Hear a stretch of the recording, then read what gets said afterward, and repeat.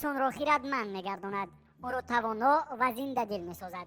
салом бинандагон, ҳозирин ва иштирокчиёни азиз. барномаи ҷамъбастӣ бо ҳам меёбем тариқи телевизиони Баҳористон манзури шумо мегардад. дар тӯли як мавсими намоиши телевизионӣ бо ҳам меёбем кӯдакону наврасони зиёде тавонистанд ки савияи дониши худро санҷида, ҳунару маҳорат, зиракию кунҷкобии худро ба бинандагон нишон диҳанд. инак 10 гонаи беҳтарин иштирокчиёни намоиш байни ҳам рақобат хоҳанд кард. аз рӯи шумораи холҳо ба барномаи ҷамъбастии мо танҳо он иштирокчиёне роҳ ёфтанд ки аз 80 хол зиёд гирифтанд. ба 10 гонаи беҳтарин иштирокчиёни намоиш роҳ ёфтанд. хайруллои абдулло ва аҳмадҷони назаралӣ бо 80 хол, саид муҳаммад ҳайдаров бо меҳрона маҳмудова бо 81 хол, меҳринигор раҷабова ва омина субҳонова бо 90 хол, табрези идиббек ва дурандеш ҳаётов бо 95 хол, судоба гулова ва дилшод сайдалиев бо 100 хол. хуш омадед ба барномаи мо. дӯстони хурдакаки ман, бояд гуфт ки аллакай ҳар яки шумо ғолиб ҳастед, вале бояд аз миёни шумо беҳтаринҳоро интихоб кунем. ба ҳар яки шумо тӯҳфаҳо ва диплом тақдим мегардад. ба иштирокчиёни беҳтарин ки сазовори ҷои аввал мегарданд, тӯҳфаҳои арзишманд тақдим мешаванд. шартҳои барномаи имрӯзаи мо каме фарқкунандаанд. бо онҳо дар идомаи барнома шинос мешавем. айни замон ба ман бигӯед ки шумо омода ҳастед ки шарти аввалро оғоз кунед.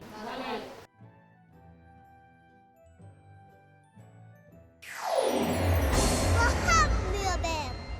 пас барномаи имрӯзаро оғоз мекунем.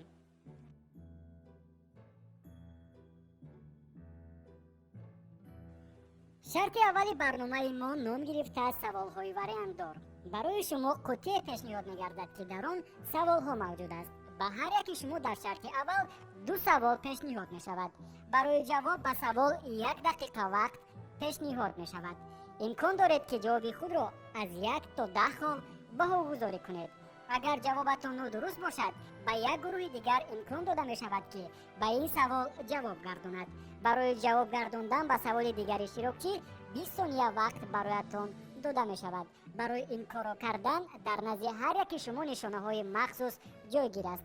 агар шумо саволро дарк кардед ва агар хоҳед ба он посух гардонед, пас бояд дар муддати 20 сония ин нишонаҳоро ба боло бардоред. ба ҳамаи шумо шарт фаҳмост? пас мо оғоз мекунем аз гурӯҳи рақами 1. саволи аввал дар шарти 1 барнома ба гурӯҳи рақами 1 пешниҳод мешавад. марҳамат.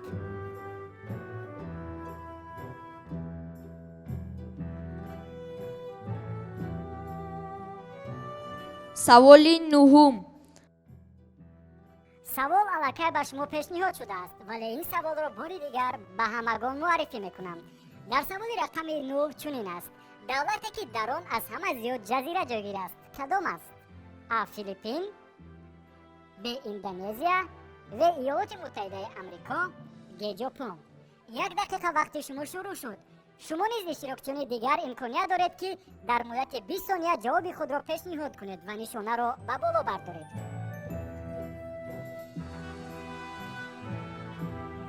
аллакай имтиёз ҳаст? мо варианти А. филиппинро интихоб мекунем. барои шумо 1 дақиқа вақт ҷо гардидааст. метавонед ки хубтар фикр кунед, вале бояд гуфт ки аллакай гурӯҳи рақами 4 аввалин шуда имтиёзи худро истифода бурданд ва дигарон метавонанд ки нишонаи худро ба поён фарованд.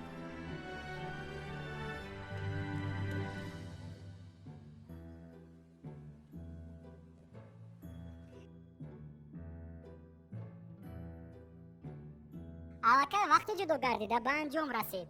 мо ҷавоби шуморо интизор ҳастем. мо варианти А. филиппинро интихоб намудем. ба 10 хол баробар менамоем. марҳамат, ба ман шаҳр диҳед ки барои чӣ ин вариантро интихоб кардед. ба фикри мо дар филиппин аз ҳама зиёд ҷазира ҷойгир аст. ҷазира гуфта шумо чиро мефаҳмед? хайрулло? ҷазира гуфта мо хушкиеро мефаҳмем ки гирду атрофи онро об иҳота намудааст. хайрулло, ту ба ақидаи дӯстат розӣ ҳастӣ? бале, розиам. барои чӣ ба чунин хулоса омадед? شاید واریانتی و ایالات متحده آمریکا باشد. چون که میدونیم این دولت یکی از دولت‌های کلانترین است. شاید در فیلیپین باشد. عقیده‌تان را عوض نمی‌کنید. ما واریانتی و ایالات متحده آمریکا را انتخاب نمودیم. احمد جان شما نیز راضی هستید؟ بله.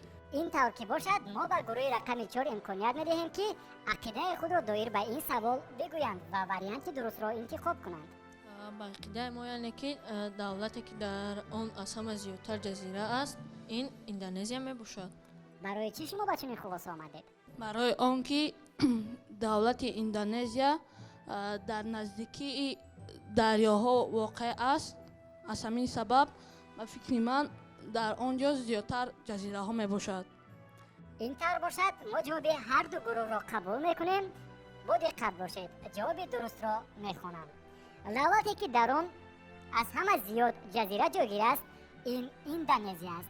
متاسفانه گروه رقم 1 نتوانست که به سوال ما جواب درست گرداند. برای امتیاز خود را استفاده بردن به گروه رقم 4 به تبریز دیبک و دورندش حیاتوف ما 2 خال اضافه میکنیم. آفرین. با هم میابیم. اینک سوال دوم در شرط اولی برنامه پیشنهاد می شود به اشتراکچیان رقم 2. مرحمت امکانیت دارد که از داخل قطعه سوال را انتخاب کنید و آن را به ما پیشنهاد کنید. سوال رقمی 8. سوال رقم 8 چنین است: کلانترین اترکسیون چرخ و فلک در کجا جایگیر است؟ از سینگاپور، به لندن، و لاس وگاس، گ پاریس. مرحمت یک دقیقه شما شروع شد. اولین شده باز اشتراکچیان تحت رقم 4 امتیاز خود را استفاده بردند. شما امکانیت دارید که خوب فکر کنید، عقیده‌تون رو سرجم کرده جوابی درست رو به ما پیشنهاد کنید. سینگاپور است به عقیده من. مهرانه شما چی فکر میکنید؟ من به فکر من هم سینگاپور است. ما واریانت آ یعنی سینگاپور رو انتخاب کردیم. شما پیش از مهلت جواب گردانیدید. پس به من بگویید که برای چه این واریانت رو شما انتخاب کردید. ما تخمینا این سوال رقمی آ رو انتخاب کردیم. واریانت آ رو. شاید جوابتون رو عوض میکنید. نه من با جواب خود بود. مهرانه من به فکر دوستم راضی هستم. همه اون شرطایی که در واریانت ها پیشنهاد شده است شما درباره این شرط ها خبردار هستید؟ معلومات دارید؟ بله.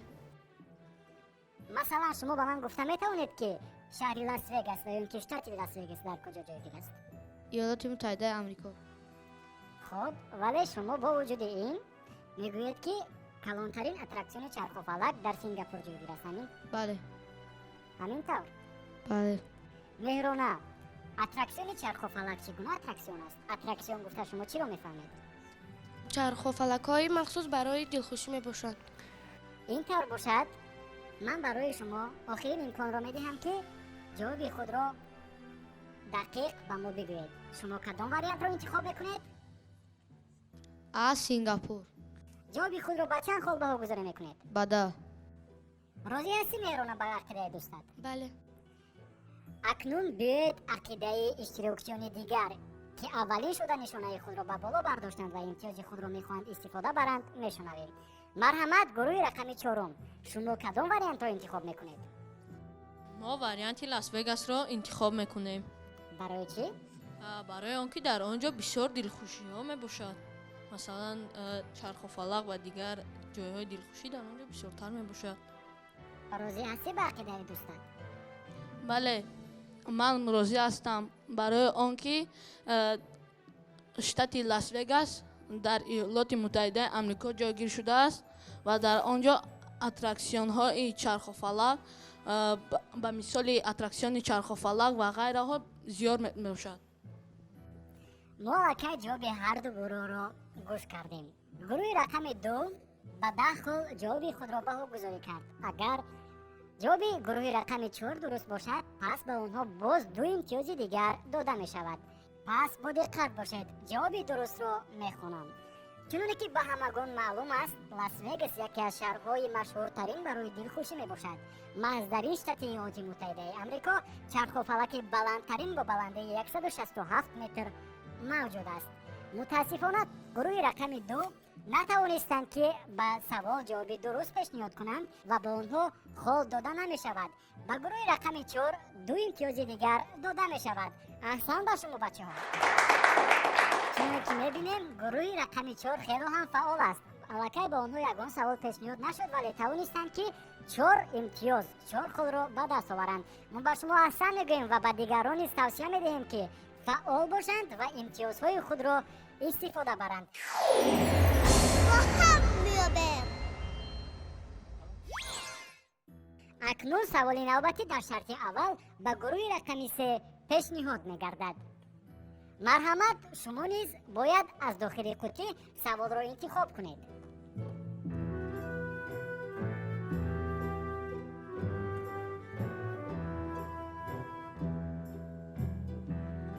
سوالی رقمی 2.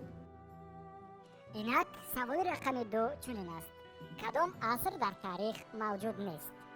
а асри биринҷӣ, б асри нуқрагӣ, в асри санг, г асри оҳан. ба шумо 1 дақиқа вақт пешниҳод мешавад. марҳамат, фикр кунед, ақидаи дурустатонро ба мо пешниҳод кунед. аллакай имтиёзҳои мо омода ҳастанд ва гурӯҳи рақами 2 тавонист ки аввалин шуда нишонаи худро ба боло бардорад. аҳсан ба шумо.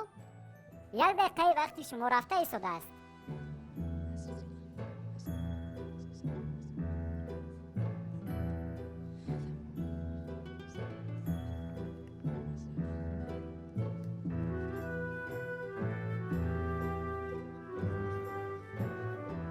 با فکر ما جواب این سوال عصر آهن وریانتی که می باشد. то кадом андоза шумо ба ҷавоби пешниҳодкардаи худ боварӣ доред? چون که در تاریخ عصر سنگ وجود است و عصر سنگ به 3 گروه تقسیم می شود: پالئولید، مزولید و نیولید. عصر برنجی نیز موجود است که بیشتر آدمان آلات‌های مهنتی خود را از برنج می ساختند. عصر نقره آن گونه ظرف‌ها و آلات‌هایی که برای پادشاهان می ساختند شاید از نقره باشد و ما عصر آهن را انتخاب میکنیم. می ساختند آهن را آنها فعالانه استفاده می بردند و اصلا کسب مشهور در بین کسب‌ها آهنگری بود. اما ما وریانتی که را انتخاب میکنیم. امینه و مهرنگار، شما لکه درباره 2 عصر، عصر برنجی و عصر سنگ به ما معلوماتی خوب پیشنهاد کردید، ولی درباره عصر نقرگی و عصر آهن نه آنقدر معلوماتی زیاد دارید. از میان این 2 واریانت باری دیگر به شما امکانیت میدهیم که یکی را انتخاب کنید. ما فکر میکنیم که عصر نقره است، چون که آدمان اولی مراتبه از آهن آلات‌های خود را ساختند. شاید عصر نقره باشد. پس به من بگویید که جواب خود را با چند خال بهاگذاری میکنید؟ به 10 خال. باوری دارید؟ بله. اکنون بیایید جواب نفرانی را که امتیاز خود را میخواهند استفاده برند میشنویم. گروه رقم 2، مرحمت، شما کدام واریانت را انتخاب میکنید؟ ما واریانتی ب یعنی عصری نقره رو میگیریم، انتخاب کردیم. یعنی جوابهای هر 2 گروه یخیل هستند و ما میگذاریم به جواب درست سوال.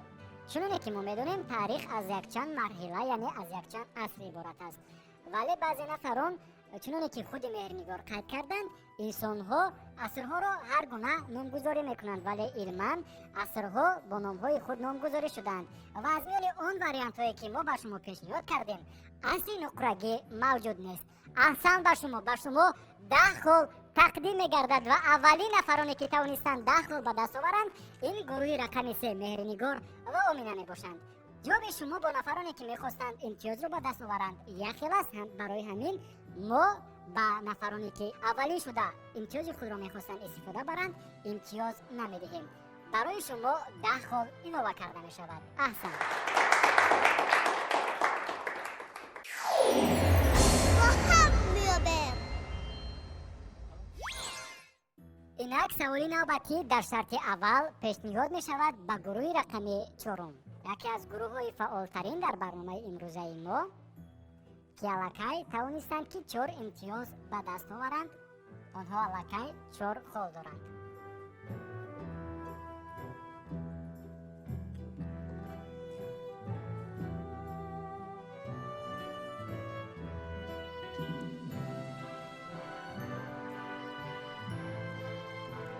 саволи рақами 10. дар саволи рақами 10 чунин омадааст: алберт эйнштейн кадом навъи асбоби мусиқиро менавохт?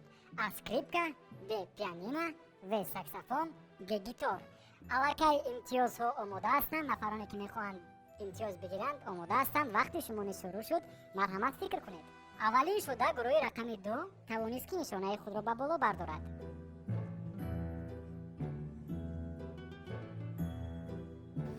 мо ба савол тайёр ҳастем.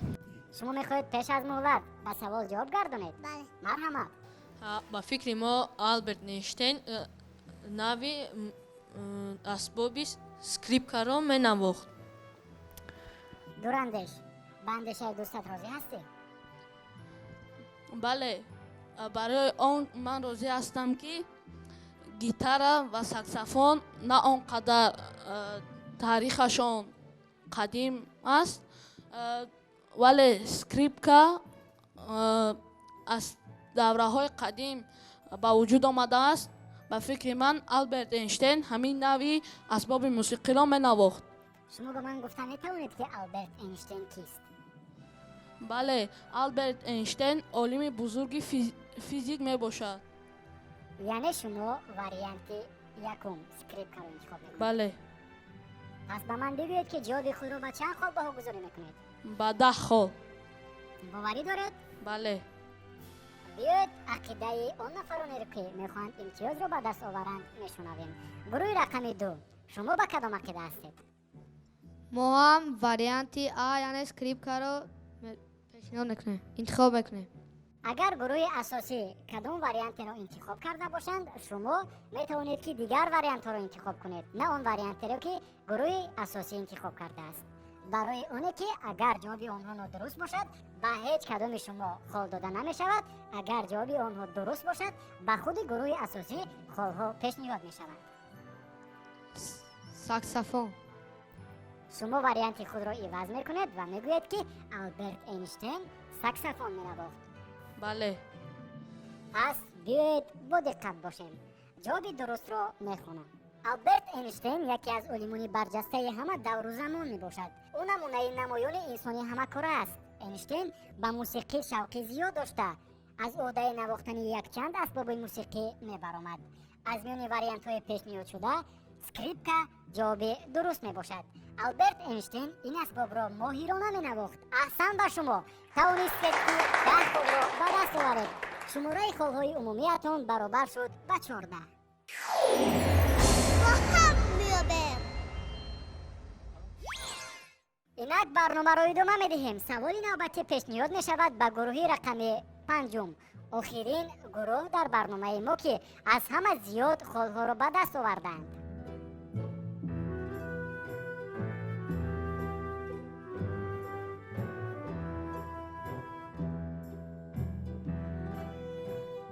марҳамат, саволро хонед. саволи рақами 4. дар саволи рақами 4 чунин омадааст: гейзер чист? а фаввораҳои дар шаҳри париж буда, б шаршараи зеботарини ҷаҳон, в фаввораҳои оби гарм, г макони ҷонварони даранда. 1 дақиқаи вақт шурӯъ шуд. шумо фикр кунед. аввалин шуда гурӯҳи рақами 2 тавонист ки имтиёзи худро истифода барад. ба фикри ман варианти в фаввораҳои оби гарм.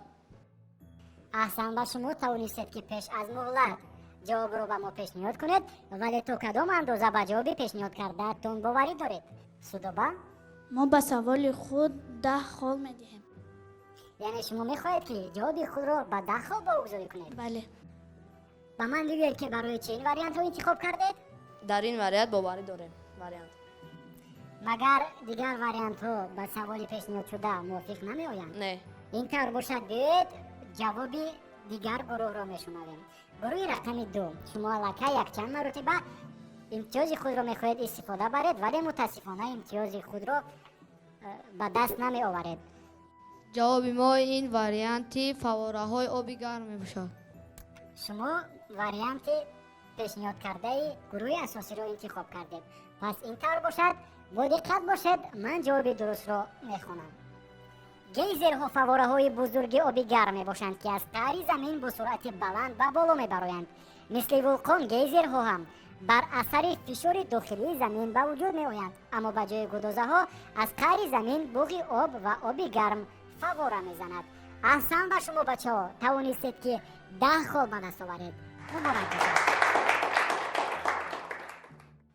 از بس که جواب پیشنهاد کرده گروه رقم 2 و جواب پیشنهاد کرده گروه رقم 5 موافق آمد، از روی قاعده برنامه امروزه به شما امتیاز داده نمی شود. گروه رقم 5 باشد 10 خال می گیرد. احسن.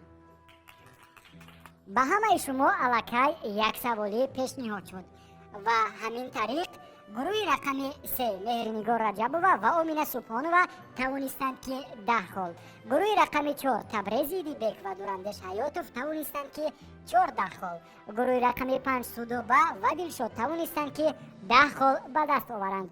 به دیگر گروه ها خال داده نشد، از بس که نتوانستند که امتیاز خود را استفاده برند و به سوالهای پیشنهاد شده جواب گردانند. ما به همه شما توصیه می دهیم که زیرکی و کنجکاوی خود را استفاده برید، زیرا آن گروهی که از همه شماره کمی خالها را در شرط اول صاحب می گردد برنامه امروزه ما را ترک می سازد.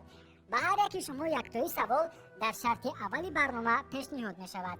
اگر فعال نباشد و امتیازهایتان را استفاده نبردید، در آخر شرط امروزه برنامه ما از همه شماره کمی خالها را سزاوار شدید، پس برنامه را ترک میکنید. با هم میابیم. سوال نوبتی به گروه رقم 1 پیشنهاد می شود. شما امکانیت دارید که از داخل ظرف سوال را انتخاب کرده آن را پیشنهاد کنید.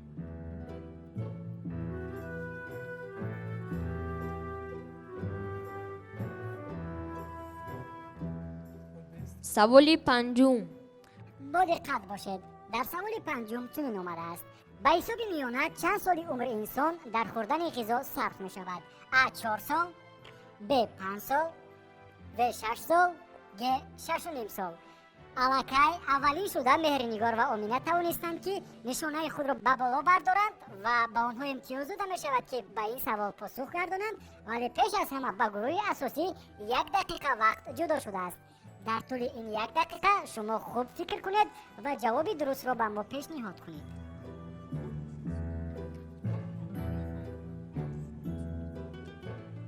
خیرالله و احمد جان، وقتی شما آهسته آهسته سپری می شود. ما وریانتی به 5 سال را انتخاب می نماییم. خیرالله، به اندیشه دوستت راضی هستی؟ بله، من به اندیشه دوستم راضی هستم. پس به من بگویید که برای چی این وریانت را انتخاب کردید؟ برای آنکه تخمینا در عمر انسان 5 سال برای خوردن غذا صرف می شود. یعنی شما این وریانت را بداهتا پیشنهاد میکنید به ما؟ تخمینا. تخمین میکنید. بله. پس به من بگویید که جواب پیشنهاد کردهتان را به چند خال واگذاری میکنید؟ ما جواب خود را به 10 خال بهاگذاری میکنیم. باوری دارید؟ بله. این طور که باشد بیاید جواب گروه رقم 3 را گوش میکنیم. به فکر من انسان برای خوردن غذا 3 سال حیات خود را صرف میکند. برنامه ما نام گرفته است با هم میابیم. پس شما باید با امینه یک جای فکر کنید و جواب دقیق، جواب به اندیشه هر دوی شما درست را به من پیشنهاد کنید. امینه، به عقیده مهرنگار راضی هستی؟ بله. ما جواب هر دو گروه را گوش کردیم. میگذاریم به خواندن جوابی درستی سوال. به عقیده متخصصان تقریبا 5 سال عمر انسان در خوردن غذا صرف می شود. احسن به گروه 1 توانستند که به سوال پیشنهاد شده جوابی درست را پیشنهاد کنند و صاحب 10 خال می گردند. اولین خالهای خود را به دست آوردید. آفرین. با هم میابیم. اکنون سوالی نوبتی پیشنهاد می شود به گروه رقم 2. شما نیز امکانیت دارید که یک سوال را از داخل قطعه انتخاب کنید، آن را برای ما برای دیگر اشتراکچیان پیشنهاد کنید.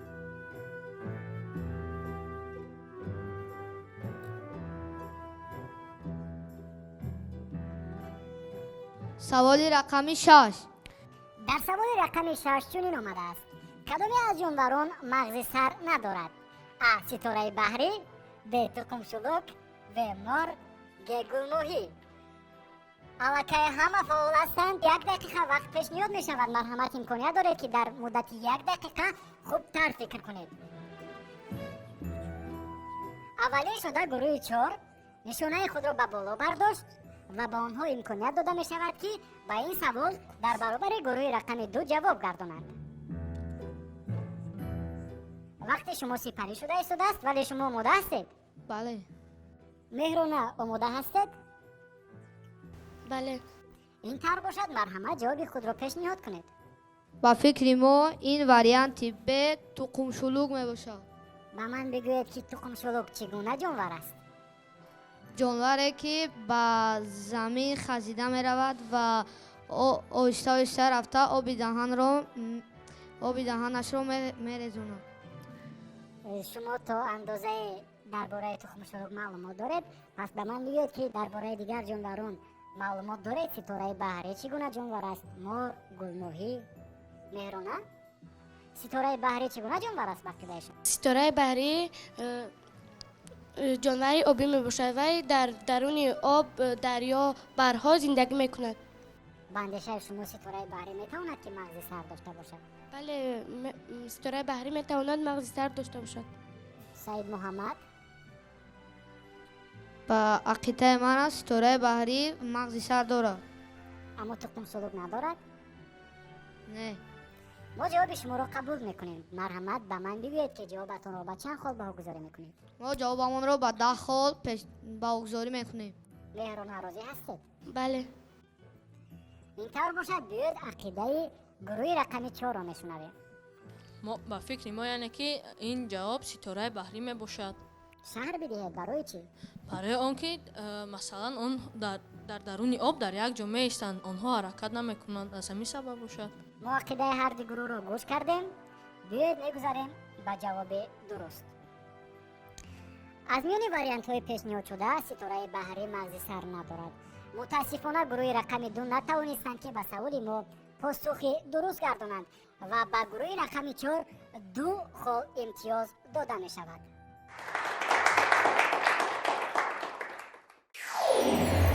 با هم میابم. اینک سوال نوبتی پیشنهاد می شود به گروه رقم 3. از شما خواهش کرده می شود که از داخل ظرف سوال را انتخاب کنید، آن را برای ما پیشنهاد کنید. گروه های دیگر شما نیز آماده باشید. می توانید نشانه های خود را بالا بردارید.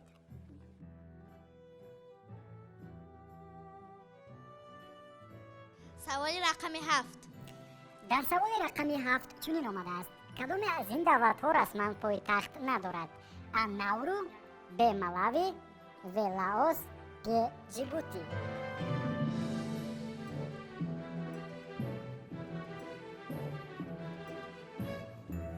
یک دقیقه وقت شما سپری شده ایستاده است. الکی گروه رقم 1 نشانه خود را به بالا برداشتند و به آنها امتیاز داده می شود که به این سوال جواب گردانند. به فکر ما جواب این سوال واریانت ا ناورو می باشد. برای چی به چنین عقیده آمدید؟ ما تخمین کردیم. درباره این دولت هایی که در واریانت ها پیشنهاد شده است معلومات دارید؟ ناورو، ملاوی، لاوس، جیبوتی چگونه دولت هایند میدونید؟ متاسفانه نه. بار دیگر از شما پرسان میشوم کدام واریانت را انتخاب میکنید؟ واریانت ا. ناورو. همین طور جواب خود را به چند خال بهگذاری میکنید؟ به 10 خال. اکنون بیاید جوابی گروه رقم 1 را میشنویم. عقیده شما چگونه است؟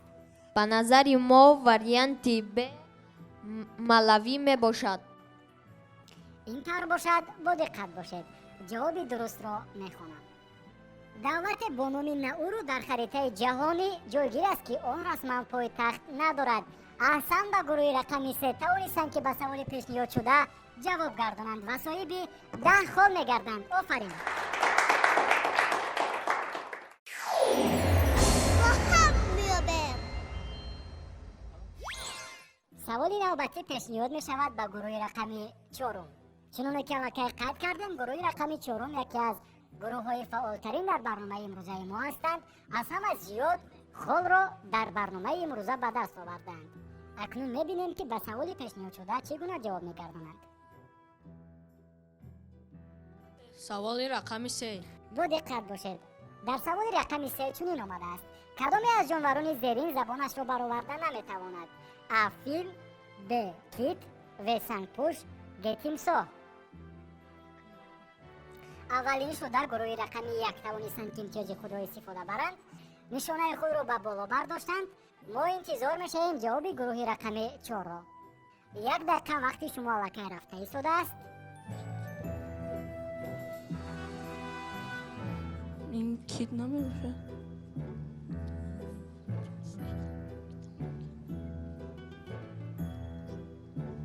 سنگ پشت میتواند. وقتی شما به آخر رسیده ایستاده است، خوبتر فکر کنید. فیل. کیت. 1 دقیقه وقت برای محاکمه کردن به آخر رسید.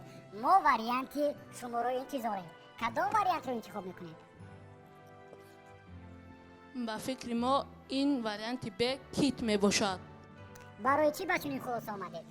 برای آنکه دیگر جانوران می توانند زبان خودشان را برآورند. مگر کیت نمیتواند؟ نه، با فکر ما نمی تواند. چنانه که ما میدونیم یکی از جانوران کلانترین در روی زمین این کیت می باشد. بله، زبان کیت نیز خیلی هم دراز کلان است. همینطور نه؟ بله. شاید این زبان به بیرون برآید. نه، دوراندیش میخوایم عقیده شما رو بفهمیم.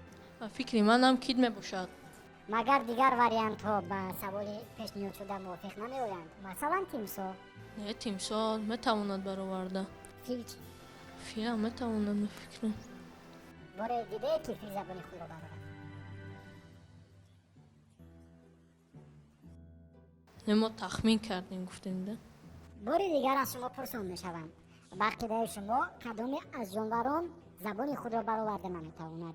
افیل، بکیت، و سنگپوش، تیمساح. فکر ما کیت می باشد.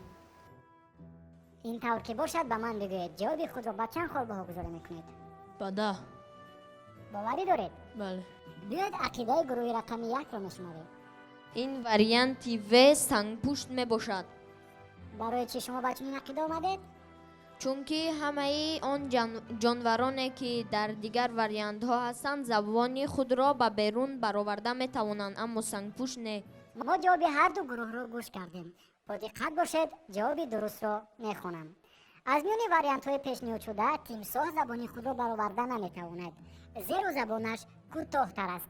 متاسفانه هر دو گروه نتوانستند که به سوال پیشنهاد شده جواب درست بگردانند. از همین سبب به هیچ کدام شما خالها داده نمیشوند. با هم میابم. سوال آخرین به گروه رقم 5 در شرط اول پیشنهاد می شود.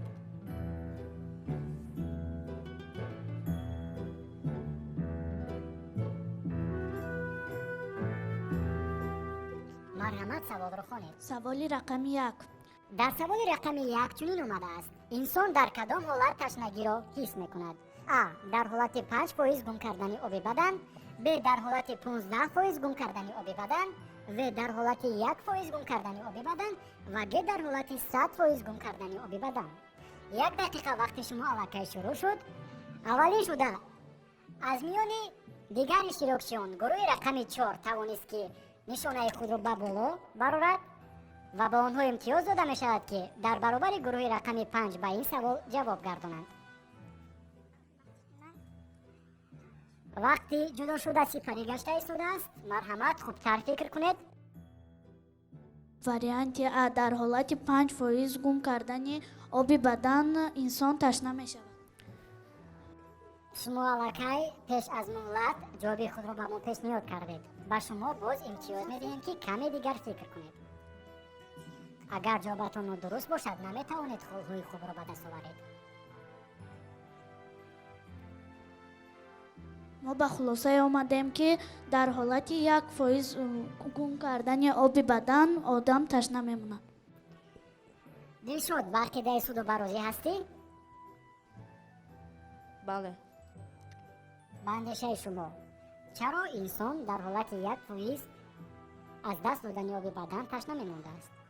برای چی به چنین خلاصه آمدید؟ агар вай дар 100% гум кунад вай метавонад бимирад дар ҳолати 15%, метавонад бимирад дар ҳолати 5% ҳушаш равад.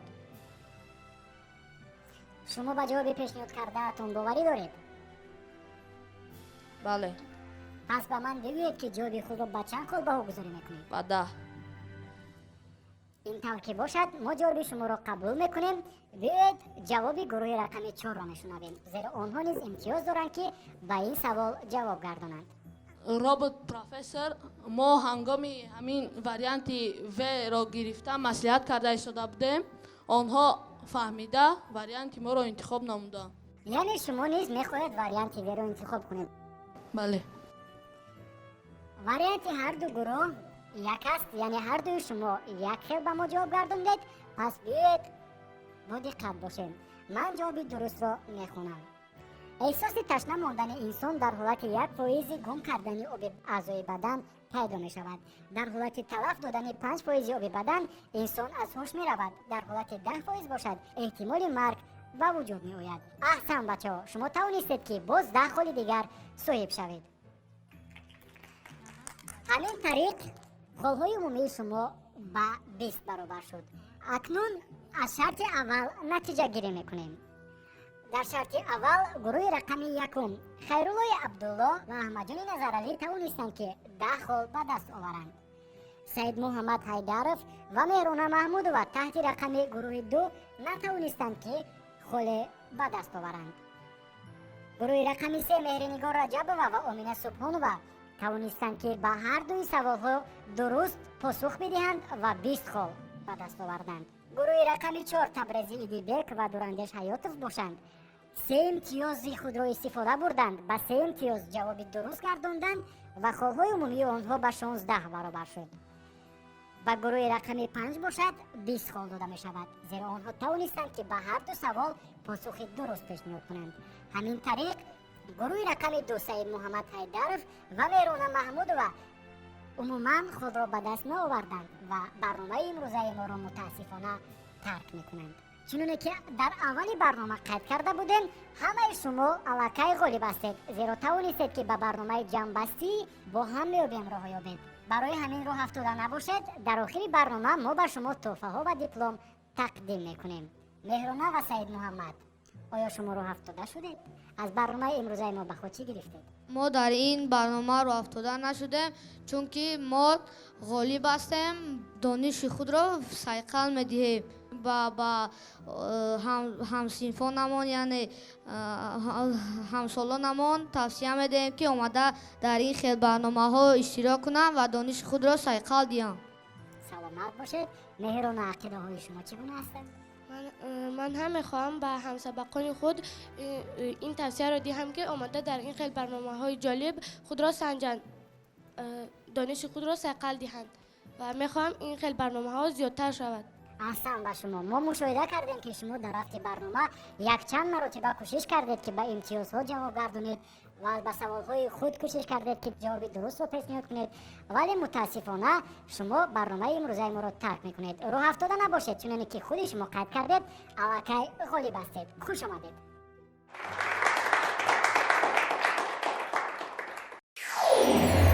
با هم میابیم. برنامه جنبستی با هم میابیم را ادامه میدهیم و میگذاریم به شرط دوم نمایش. الکی در برنامه ما 4 گروه باقی ماندند. گروه رقم 2 برنامه ما را ترک کرد. شماره اشتراکچیان کم باقی ماندند و رقابت باز هم شدیدتر میگردد. شرط دوم برنامه ما نام گرفته است درست و یا نادرست. چنانه که الکی آگاهی دارید، شما باید از داخل ظرف سوال را انتخاب کنید و یا اینکه دلیل را بگیرید و آن را برای ما بخونید. در دوام 30 ثانیه شما باید بگویید که این دلیل درست است و یا نادرست. شرط برایتون فهم است؟ پس دلیل اول پیشنهاد می‌گردد به گروه رقم 1. مرحمت.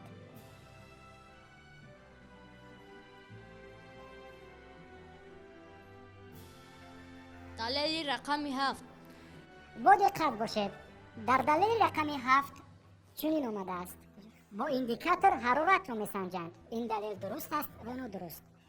аллакай гурӯҳи рақами сеюм мехоҳад имтиёзи худро истифода барад ва нишонаи худро ба боло бардошт. ба назари мо ин далел нодуруст мебошад. аҳсан, ба шумо пеш аз муҳлат тавонистед ки ақидаи худро ба мо бигӯед, вале чаро ин вариантро интихоб кардед? барои он ки бо ҳароратсанҷ ҳароратро месанҷанд. биёед ақидаи хайруллоро мешунавем. ман ба ақидаи дӯстам розӣ ҳастам, яъне бо индикатор ҳароратро намесанҷанд. пас ба ман бигӯед ки ҷавоби пешниҳод кардаатонро ба чанд хол баҳогузорӣ мекунед? мо ҷавоби пешниҳод намудаи худро ба 10 хол баҳогузорӣ мекунем. боварӣ доред? бале. пас биёед ақидаи гурӯҳи рақами 3-ро мешунавем, зеро онҳо аввалин шуда нишонаи худро ба боло бардоштанд. ба фикри мо бо ин далел нодуруст аст. Бо индикатор ҳароратро намесанҷанд. шумо ба мо ҷавоби гурӯҳи рақами 1, яъне гурӯҳи асосиро пешниҳод кардед. пас мо ҷавоби шуморо қабул намекунем. бо диққат бошед, ҷавоби дурустро мехонам. индикатор асбобе мебошад ки бо он мавҷуд будан ва ё набудани шиддатнокии қувваи барқро месанҷанд. яъне индикатор ба ҳарорат дахле надорад. аҳсан ба шумо бачаҳо, тавонистед ки 10 холи дигар ба даст оваред. офарин. با هم میابم. инак далели навбатӣ ба гурӯҳи рақами 3 пешниҳод мегардад. имконият доред ки аз дохили зарф далелро интихоб кунед, онро ба мо ва ба иштирокчиёни дигар пешниҳод кунед.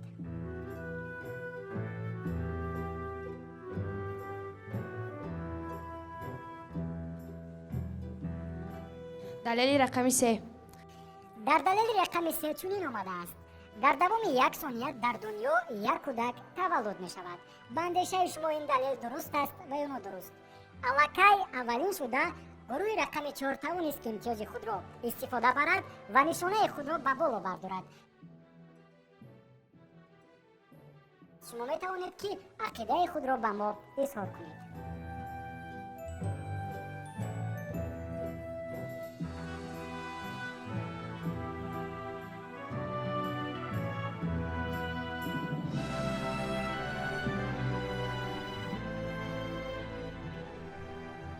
با فکر ما این دلیل درست است.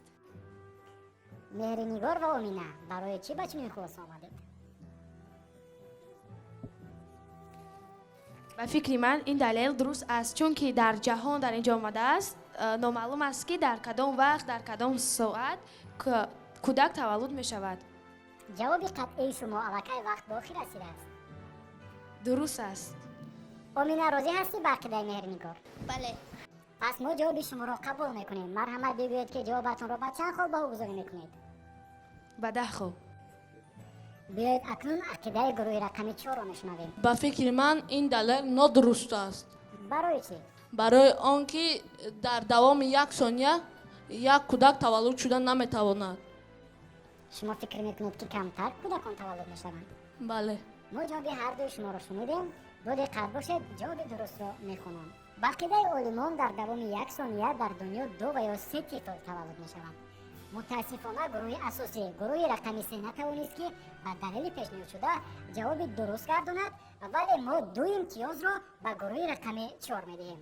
аҳсан.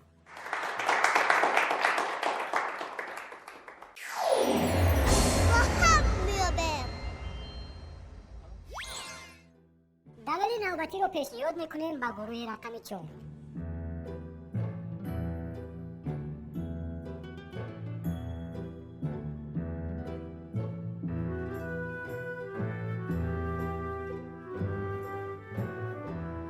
далели рақами 1. бо диққат бошед, далели рақами 1 чунин аст: ба ҳисоби миёна одамро дар давоми 7 дақиқа хоб мебарад. ба андешаи шумо ин далел дуруст аст ё нодуруст? вақти шумо аллакай шурӯъ шуд. нафароне ки мехоҳанд имтиёзро ба даст оваранд аллакай омодаанд ва аввалин шуда гурӯҳи рақами 1 тавонист ки нишонаи худро ба боло бардорад. ба шумо 1 дақиқа барои фикрронӣ пешниҳод шудааст. метавонед дар муддати 1 дақиқа фикру ақидаҳои худро ба мо пешниҳод кунед. баъзе одамоне ҳастанд ки 7 дақиқа хоб намебаранд. хай ба инҷа ҳисоб миёна мондагӣ.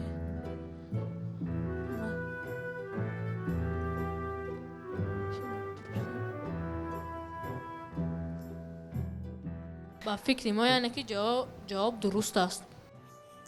ба андешаи шумо далели пешниҳод кардаи мо дуруст аст? бале, барои он ки хеле одамо бефара бисёртар мешаванд, дар муддати ҳатто камтар метавонанд хоб раванд. мо мушоҳида кардем ки шумо муҳокимаҳои зиёд кардед ва биёед ақидаи Табризро мешунавед. ба фикри ман ин далел дуруст аст, зеро ки баъзе одамоне ҳастанд ки дар давоми 7 дақиқа ва ё камтар хобашон бурда метавонад, вале одамоне ҳастанд ки дар 7 дақиқа аз фикри зиёд хобашон намебарад. вале инҷо дар далел омада шудааст ки ба ҳисоби миёна, аз ҳамин сабаб мо варианти дурустро интихоб намудем. яъне ҳамасола ҷомеашиносон таҷрибаҳои гуногунро истифода бурда мефаҳманд ки инсон дар давоми чанд дақиқа хоб меравад ва ён ки хоби инсон дар давоми чанд дақиқа мебарад. фикр мекунед ки далели пешниҳодшудаи мо дуруст аст? бале, ба мо бигӯед ки ҷавоби худро ба чанд хол вағгузорем? ба 10 хол. ба ақидаи дӯстатон розӣ ҳастед дурандеш? бале, ин тавр бошад биёед ақидаи гурӯҳи рақами якумро мешунавем. онҳо имтиёз доранд ки ба ин далел посух бидиҳанд. ба назари мо ин далел нодуруст аст. шаҳр бидиҳед барои чӣ? барои он ки тахминан ба ҳисоби миёна мо агар дар рахи хоб дароем, дар 7 дақиқа хоб карда наметавонем. ба ақидаи дӯстатон розӣ ҳастед? бале, мо ҷавоби ҳарду гурӯҳро гӯш кардем. акнун мегузарем ба посухи дуруст. ба ақидаи олимон одатан инсонро дар давоми 7 дақиқа хоб мебарад. ин ҳисоби миёна шуморида мешавад. умуман инсон дар тӯли 5 ва ё ин ки 20 дақиқа хоб меравад.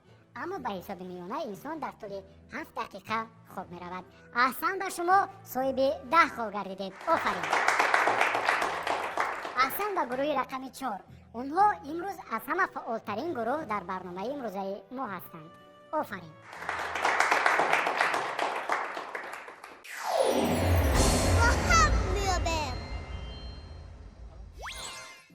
инак далели навбатӣ пешниҳод мешавад ба гурӯҳи рақами 5.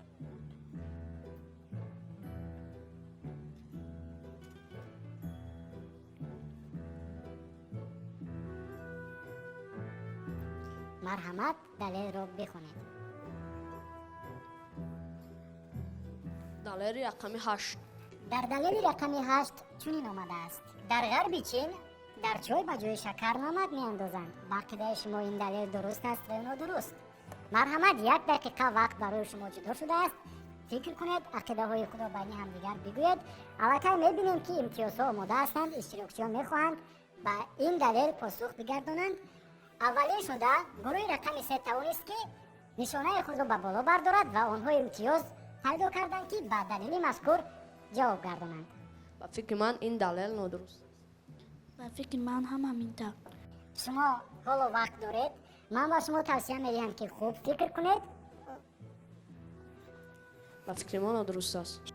шумо мехоҳед пеш аз муҳлат ҷавоб диҳед. бале, барои чӣ шумо ба чунин ақида омадед ки мардуми чин дар чой ба ҷои шакар намакро намеандозанд? тахмин кардед магар? бале, мо тахмин кардем. ҷавоби худро ба чанд хол баҳогузорӣ мекунед? мо ҷавоби худро ба 10 хол баҳогузорӣ мекунем.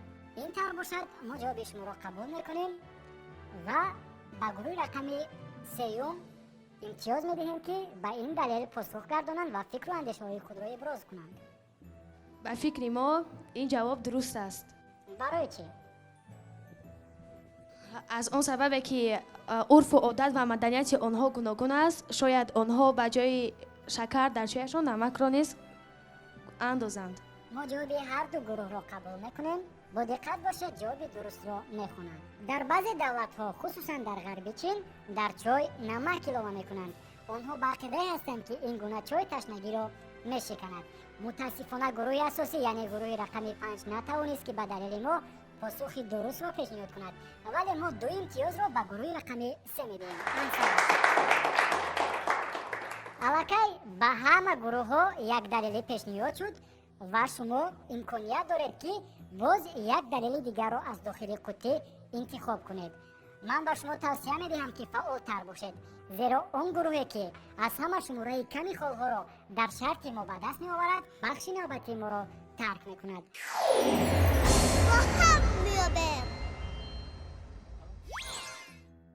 دلیل نوبتی به گروه رقم 1 پیشنهاد می شود.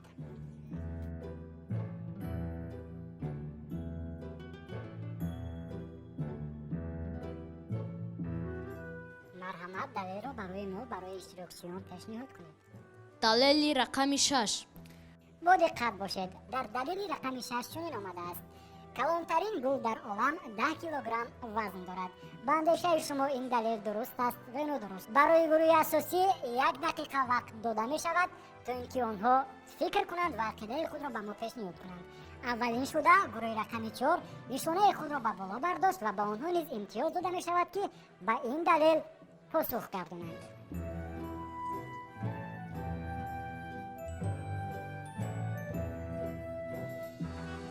به نظر ما این دلیل درست است. نیم دقیقه دیگر وقت دارید. توصیه میدهم که خوب فکر کنید.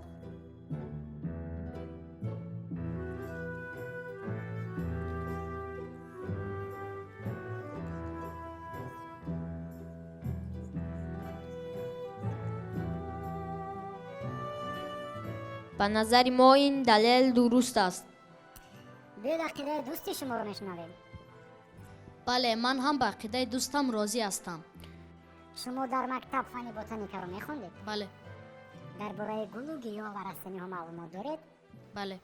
شما میدانید که کلانترین رستنی چقدر وزن دارد؟ متاسفانه نه. یعنی شما تخمین میکنید که کلانترین گل در عالم 10 کیلوگرم وزن دارد؟ بله، ما تخمین میکنیم. پس به من بگویید که جواب خود را به چند خال به‌گذاری میکنید؟ ما جواب خود را به 10 خال به‌گذاری میکنیم. اینطور باشد ما جواب شما را قبول میکنیم و میشنویم عقیده گروه رقم 4 را. به فکر ما این جواب نادرست است.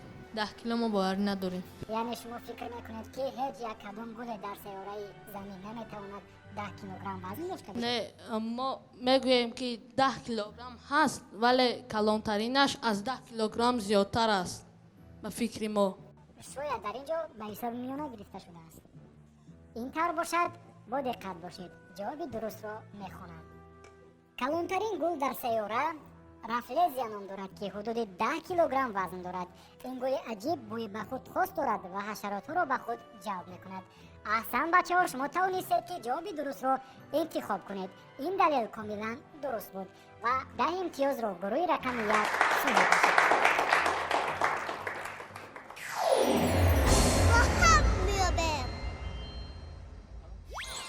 اکنون دلیل نوبتی پیشنهاد می شود به گروه رقم 3.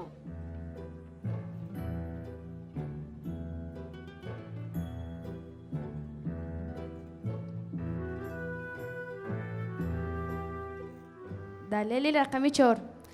با دقت باشید، دلیل رقم 4 چنین است: سوزنک ها درندند. به اندیشه شما این دلیل درست است و نادرست. وقتی شما الکی شروع شد، گروه رقم 3 می توانید که فکر کنید، عقیده های خود را به ما پیشنهاد کنید.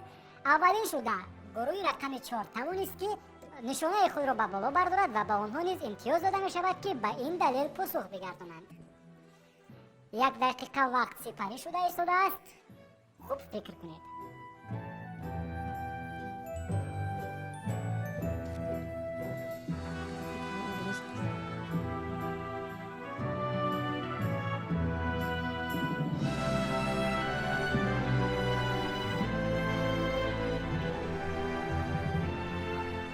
وقت با آخر رسیده ایستاده است.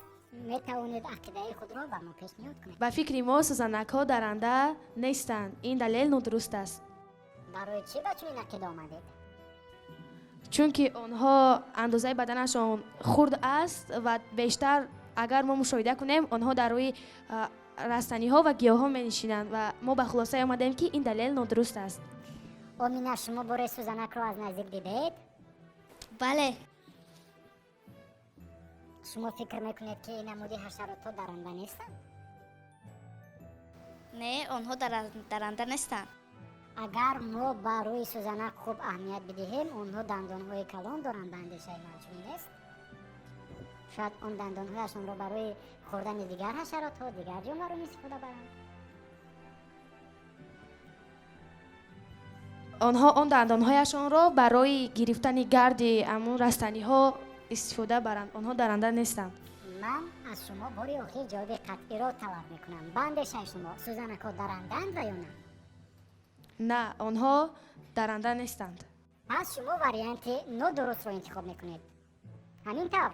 бале, ин тавр ки бошад, ба ман бигӯед ҷавоби худро ба чанд хол баҳогузорӣ мекунед. ба 10 хол.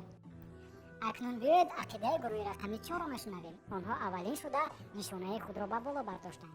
ба фикри мо ин дуруст аст, барои он ки онҳо дар дандонҳои тез дошта аз ҳамон сабаб бошанд, барои ҳамин даранда мебошанд. мо ҷавоби ҳарду гурӯҳро гӯш кардем. бо диққат бошед, ҷавоби дурустро пешниҳод мекунам. ин аҷиб аст, вале ҳашаротҳои хурд, сӯзанакҳо даранда ба ҳисоб мераванд. онҳо одатан ҳашаротҳои дигари зараррасон ба инсон, хусусан пашаҳоро шикор мекунанд. мутаассифона гурӯҳи асосӣ таҳти рақами 3 натавонистанд ба саволи мо ҷавоби дурустро пешниҳод кунанд, вале гурӯҳи рақами 4 соҳиби 2 имтиёз мегардад, зеро тавонист варианти дурустро интихоб кунад. аҳсан.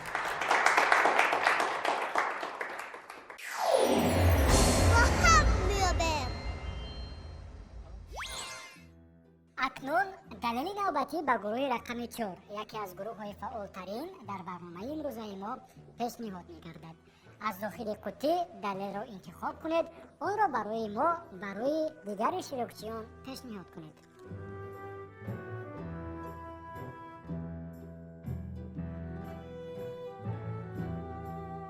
далели 2.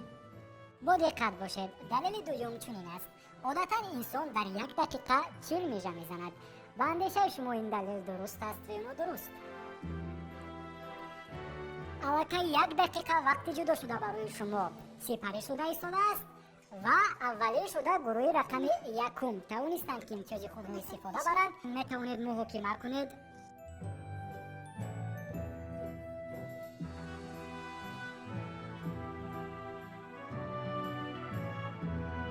барои он ки одамоне ҳастанд ки зиёдтар мижа мезананд.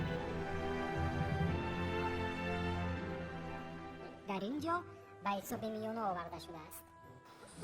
ба фикри ман ба ҳисоби миёна ки бошад мижа дар 1 дақиқа имконпазир аст. вақти шумо ба охир расида истодааст.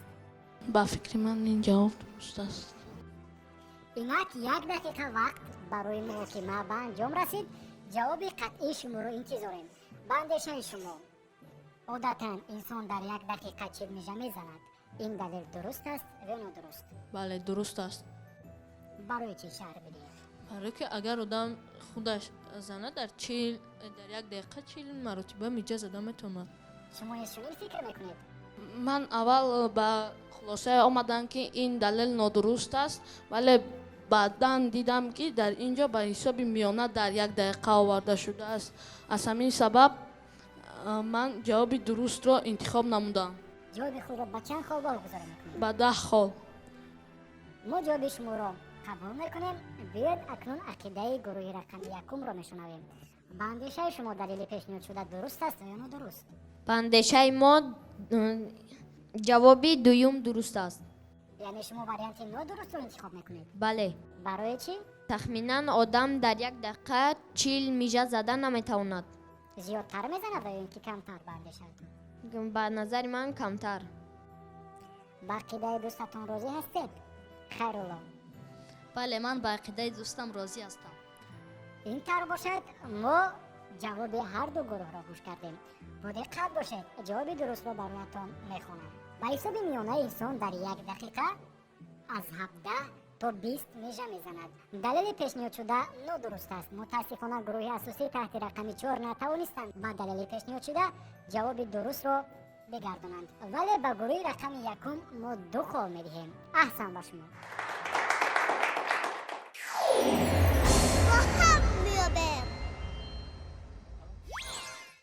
اکنون آخرین دلیل در شرط دومی برنامه به گروه رقم 5 پیشنهاد می شود.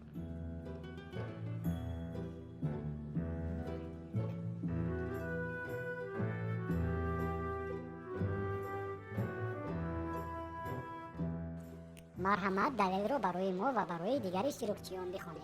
دلیل رقم 5. دلیل 5 چنین است: پرتغالیا تنها با یک دولت هم سرحد است. با عقیده شما این دلیل درست است و نادرست؟ 1 دقیقه وقت برای گروه اساسی گروه رقم 5 جدا کرده می شود. شما می توانید فکر و عقیده های خود را به ما پیشنهاد کنید بعد از 1 دقیقه، ولی باید قید کرد که اولین شده گروه رقم 1 توانست که نشانه خود را به بالا بردارد و به آنها نیز امتیاز داده می شود تا اینکه به این دلیل پاسخ بگویند.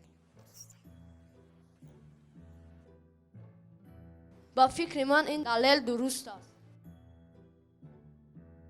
با فکر من نادرست میباشد. برنامه ما نام گرفته است با هم میابیم، یعنی شما باید به ما یک عقیده را پیشنهاد کنید، عقیده ای که هر دوی شما به آن راضی باشید. پرتغالیا تنها با یک دولت هم سرحد است. این دلیل درست است و نادرست؟ درست. به من بگویید که برای چی به چنین خلاصه آمدید. ما تخمینا این دلیل را انتخاب کردیم. پس گفته می توانید که به جواب خود باوری دارید؟ نه. جواب خودتون را بر چند خواب گذاری میکنید؟ 10. باوری ندارید ولی اون را به 10 خواب برگزار میکنید.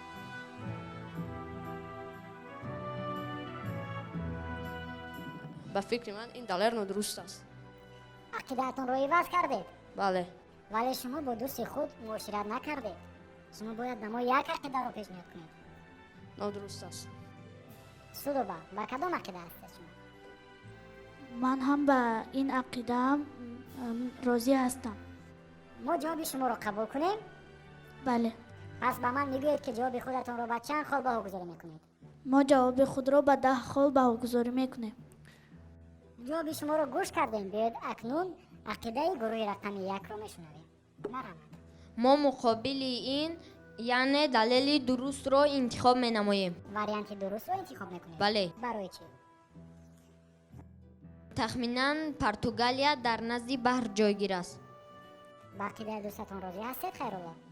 بله. ما جواب هر دو گروه را گوش کردیم. میگذاریم به خواندن جواب درست. دولت اروپایی پرتغالیا آنچنان جایگیر است که تنها با یک دولت اسپانیا هم سرحد می باشد. دیگر جانب‌های این کشور را اقیانوس احاطه کرده است. متاسفانه شما نتوانستید که به دلیل پیشنهاد شده جواب درست را پیشنهاد کنید، ولی گروه رقم 1 توانست که امتیاز خود را استفاده برد. برای همین ما به آنها 2 خال می دهیم. احسن باشید. اینک شرط دوم را نتیجه گیری میکنیم و خالهای عمومیتون را برایتون پیشنهاد میکنیم. هر گروهی که شماره کمی خالها را به دست آورده است برنامه امروزه ما را ترک میکند. با دقت باشید. از روی نتیجه گیری شرط دوم گروه رقم 1 خیرالله عبدالله و احمد جان نظرعلی صاحب 34 خال گردیدند. گروه رقم 2 الکه برنامه ما را ترک کرد. گروه رقم 3 مهرنگار رجبova و آمینه سبحانova صاحب 22 خال گردیدند. گروه رقم 4 تبریزی ایدیبک و دوراندش حیاتوف صاحب 30 خال گردیدند. همین طریق آخرین گروه در برنامه ما گروه رقم 5 سودوبا گلووا و دلشاد سیدعلیف که در برنامه های عمومی ما صاحب 100 خال گردیده بودند و جای اول را می گرفتند، خالهای عمومیشان برابر شد به 20. متاسفانه در شرط دومی برنامه ما گروه رقم 5 سودوبا گلووا و دلشاد سیدعلیف برنامه را ترک میکنند، زیرا آنها شماره کمترین خالها یعنی 20 خال را به دست آوردند که نسبت به دیگر اشتراکچیان کمتر است. میخواهیم عقیده شما را دایر به برنامه امروزه بفهمیم. از این برنامه خیلی منت دارم و با دوستانم توصیه میدیم که با این برنامه ها آمده خود را سنجند. سودوبا شما چی فکر میکنید؟ من از این برنامه فکر میکنم که این برنامه خیلی خوب میباشد و من از آن خواطر نیستم. من علاقه غالب شدم و میخواهم که میناداریم را به این برنامه رسانم. تشکر زیاد، احسن به شما. چنانه که علاقه ما قید کردیم، شما در برنامه اولی شروع کردهتان از همه قولهای زیاد 100 خود را گرفته بودید. به اندیشه شما چرا در برنامه امروزه نه آنقدر فعال بودید؟ چون که ما خوب فکر نکرده خطاهای زیاد کردیم.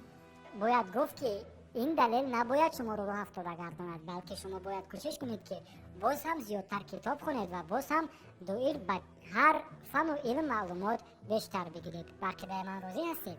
بله. شما از میان تقریبا 100 نفری که در برنامه ما شروع کردن توانستید که از همه خوبهای زیاد رو سزاوار گردید، ولی متاسفانه برنامه امروزه ما رو ترک میکنید. ما شما را در آخری برنامه انتظار هستیم، زیرا به شما دیپلم و تحفه ها تقدیم میگردم. احسن به شما، خوش آمدید.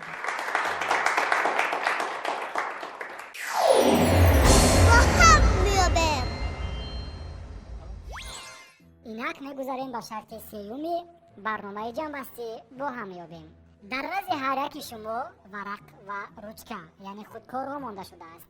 من رابط پروفسور برای شما امتحان جدی آماده کردم. این زمان برای شما 20 کلمه پیشنهاد می شود، ولی حرفها و ایجاهای این کلمه ها آموخته هستند. شما باید در مدت 2 دقیقه برای ما شکل درست این کلمه ها را پیشنهاد کنید.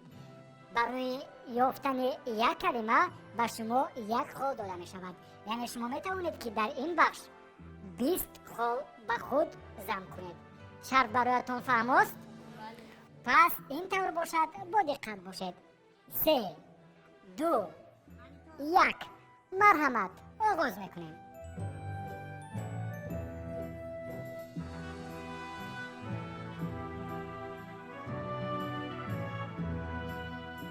ثانیه های اولی وقتی جدا شده سپری شده ایستادند.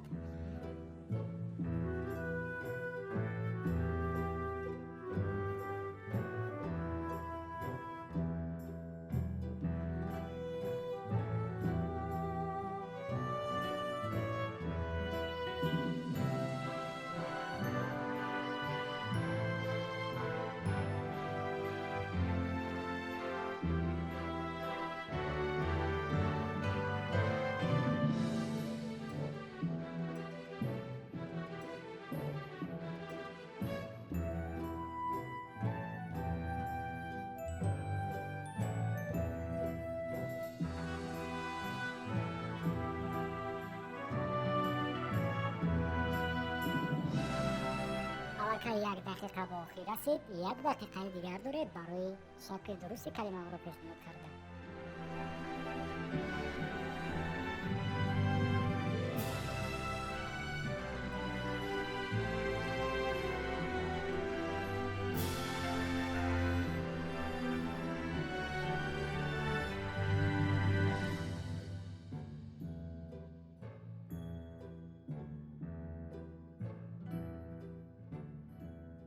سی ثانیه دیگر باقی مانده است.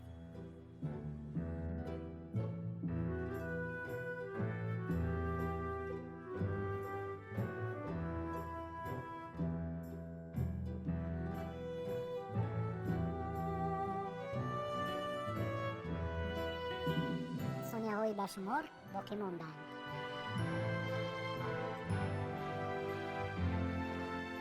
وقتی جدا شده 2 دقیقه به انجام رسید، ما ورقهای شما رو میگیریم. بعد از یک چند دقیقه خالهای عمومی شما رو خواهیم گفت. اینک شرط سومی برنامه جنبستی همون رو جمع بست میکنیم.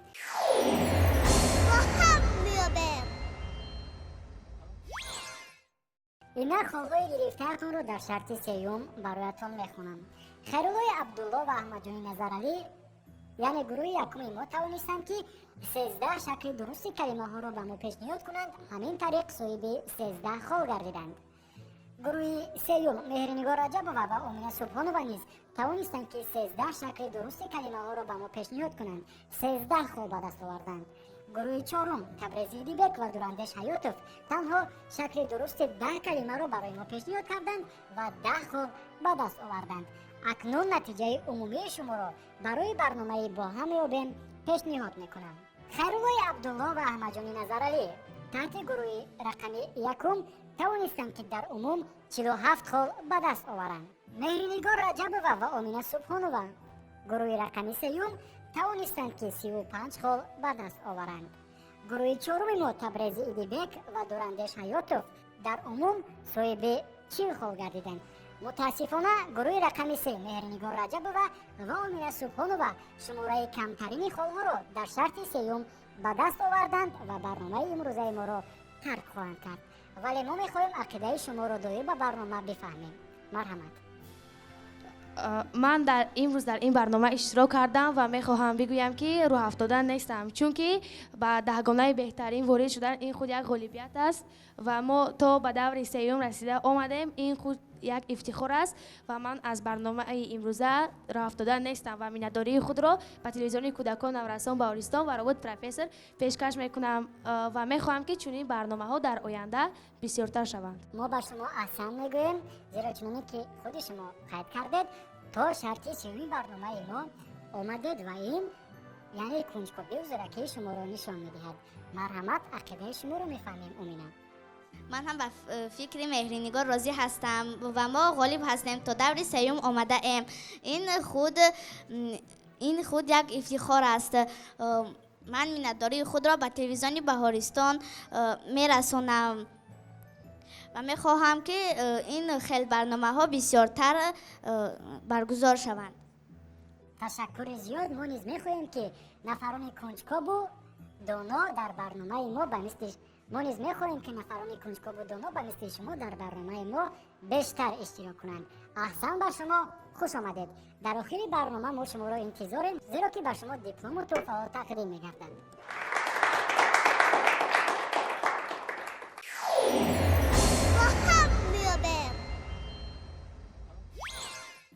инак дар барномаи мо танҳо ду гурӯҳ, яъне 4 нафар боқӣ монданд ва мо расидем ба финали барномаи ҷамъбастии бо ҳам меёбем. гурӯҳи рақами 1 хайруллои абдулло ва аҳмадҷони назаралӣ ва гурӯҳи рақами 4 табрези идибек ва дурандеш ҳаётов роҳ ёфтанд. гурӯҳи рақами 1 соҳиби 47 хол мебошад. гурӯҳи рақами 2 бошад танҳо 40 хол гирифтааст. дар финали барнома барои шумо лабиринт пешниҳод мегардад. дар назди ҳар яки шумо варақаҳо гузошта шудааст. дар варақаҳо лабиринт тасвир шудааст. ба шумо 3 имтиёз дода мешавад ки ин лабиринтҳоро дуруст пур кунед. аз миёни ду гурӯҳ ҳар яке агар зудтар ва пештар лабиринтро ба анҷом расонид, соҳиби 20 хол мегардад.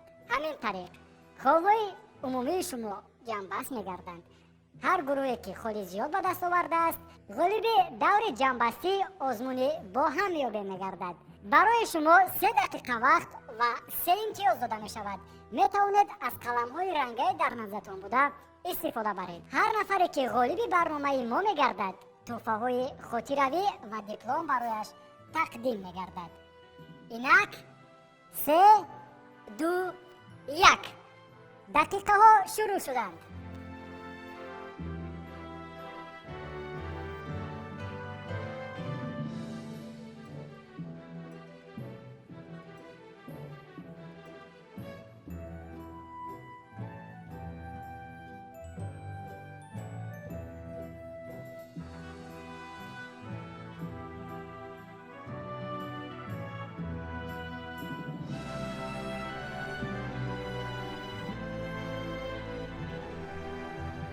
аллакай мо ғолиб дорем. гурӯҳи рақами 1 ба андешаи худ тавонист ки лабиринтро пурра ба анҷом расонад, вале мо то ин дам ба гурӯҳи дигар то ба поён расидани 3 дақиқа вақт ба гурӯҳи рақами 4 имконият медиҳем ки лабиринтро пур кунанд. дар охири шарт, агар лабиринти кадом гурӯҳи дуруст бошад, ғолиби барномаи мо дониста мешавад. акнун ҳар ду гурӯҳ омода ҳастанд ва пеш аз муҳлат тавонистанд ки лабиринтро пур кунанд. айни замон мо тафтиш мекунем ва варианти дурустро бароятон пешниҳод мекунем. ҳар гурӯҳе ки пайроҳаи лабиринтро дуруст пур карда бошад, соҳиби 20 хол мегардад.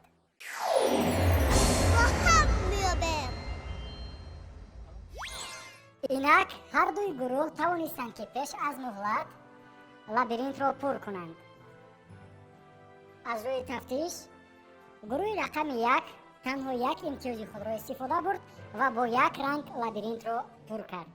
гурӯҳи рақами 4 бошад аз ду ранг яъне аз ду имтиёзи худ истифода бурд ва бояд гуфт ки ҳар дуи гурӯҳ тавонистанд ки бо муваффақият лабиринтро пур кунанд, вале гурӯҳи рақами 1 пешсаф шуда тавонист аввалин шуда лабиринтро ба анҷом расонад.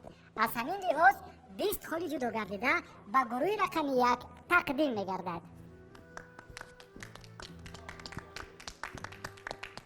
акнун холҳои ҷамъбастӣ ҳар як иштирокчӣ ҳар як гурӯҳи даври финалии озмуни бо ҳам ёбемро бароятон мехонам. гурӯҳи рақами 1 хайруллои абдулло ва аҳмадҷони назаралӣ тавонистанд ки дар барномаи ҷамъбастӣ соҳиби 67 хол гарданд. гурӯҳи рақами 2 саид муҳаммад ҳайдаров ва меҳруна маҳмудова ягон хол дар барномаи мо ба даст оварда натавонистанд. гурӯҳи рақами 3 меҳринигор раҷабова ва омина субҳонова тавонистанд ки соҳиби 35 хол бигарданд. гурӯҳи рақами 4 табрези идибек ва дурандеш ҳаётов соҳиби 40 хол гардиданд. гурӯҳи рақами 5 судоба гулова ва дилшод сайдалиев тавонистанд ки танҳо 20 хол ба даст оваранд.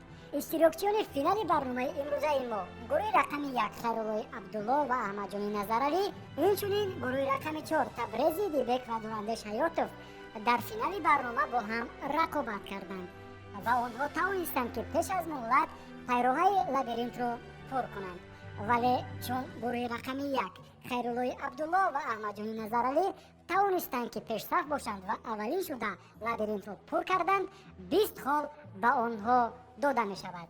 ҳамин тариқ дар финали барнома бо гирифтани шумораи ками холҳо барномаи моро тарк мекунанд иштирокчиёни гурӯҳи рақами 4 табрези идибек ва дурандеш ҳаётов. мо мехостем ки ақидаҳои шуморо доир ба барномаи худ бифаҳмем. ман хеле хурсанд мебошам ки дар ин барнома иштирок намудам ва ман аз он роҳ афтода нестам ки ҷои аввалро гирифтан натавонистам. ман дар даҳгонаи беҳтарин афтодам. ин аллакай ғолибият барои ман мебошад. ман ба ҳамсолонам тавсия медиҳам ки ба чунин озмунҳо омада худашонро санҷанд. ман аз ин барнома роҳ афтода нестам. аҳсан ба шумо. ақидаи шуморо гӯш мекунем дурандеш. ман хурсандам ки то даври финалӣ омадам. кадом шарт аз ҳама бештар ба шумо писанд омад? ба ман шарти дуруст ва нодуруст бештар писанд омад. барномаи мо ном гирифтааст бо ҳам ёбем. табрез ва дурандеш, оё саволҳои барномаи мо тавонист то андозаи шуморо боз ҳам наздиктар гардонад? бале чӣ гуна? бале, мо аз ин саволҳо хело ҳам маълумотҳои гуногунро гирифтем ки дар оянда ба мо ҳатман дар кор хоҳанд шуд. мо ба шумо аҳсану офарин мегӯем ва ташаккури зиёд ки тавонистед бо донишу зиракӣ ва кунҷкобии худ ба барномаи мо зебидигар бахшед. аҳсан ба шумо. бинандагони азиз, ёдовар мешавем ки мо қарор доштем дар финали барномаи ҷамъбастӣ бо ҳам ёбем.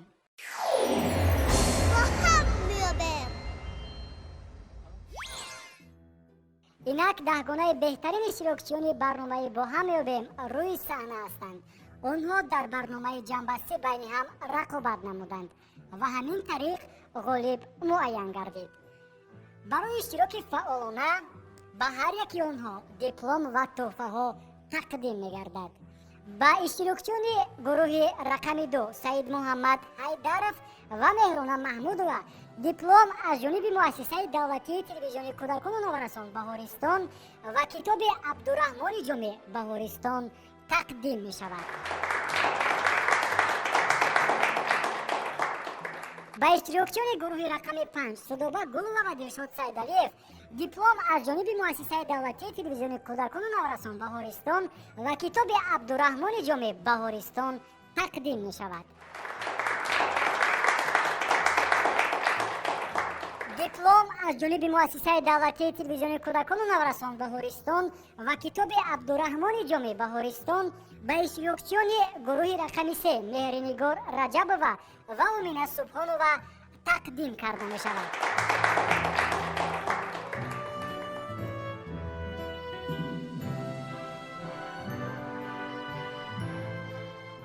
ҷониби озмуни телевизионӣ бо ҳам меёбем ба ифтихори 30 солагии истиқлолияти давлатии ҷумҳурияи тоҷикистон ба иштирокчиёни гурӯҳи рақами 4 Табрези Идибек ва Дурандеш Ҳаётов диплом аз ҷониби муассисаи давлатии телевизиони кӯдакону наврасон ва китоби энциклопедия барои кӯдакон тақдим мегардад.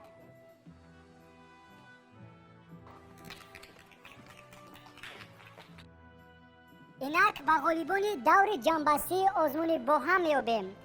ба аъзоёни гурӯҳи рақами 1 Хайруллои Абдулло ва Аҳмадҷони Назаралӣ диплом аз ҷониби муассисаи давлатии телевизиони кӯдакону наврасон тақдим мегардад.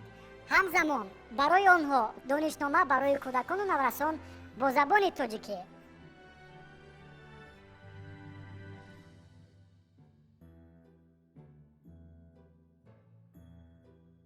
донишнома барои кӯдакону наврасон бо забони русӣ.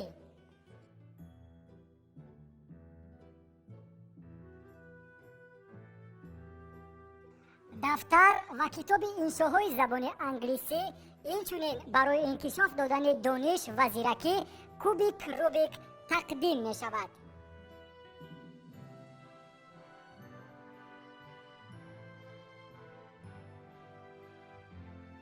ҳамзамон ба ғолибони даври ҷанбастии озмуни бо ҳам меёбем ҷуздонҳои замонавӣ тақдим карда мешавад. хайрулло ва аҳмадҷон, ақидаҳои шумо доир ба барномаи имрӯзаи мо чӣ гуна аст? ман хеле шодам ки дар ин барнома иштирок кардам ва дониши худро санҷидам. аввалан ман миннатдории худро ба тамоми коргарони телевизиони Баҳористон мерасонам ки барои мо чунин барномаҳо ташкил мекунанд. ташаккури зиёд. ақидаи аҳмадҷонро мешунавем. ман хеле хурсанд ҳастам ки дар ин барнома иштирок намудам ва ҷои аввалро ишғол намудам ва дониши худро сайқал додам.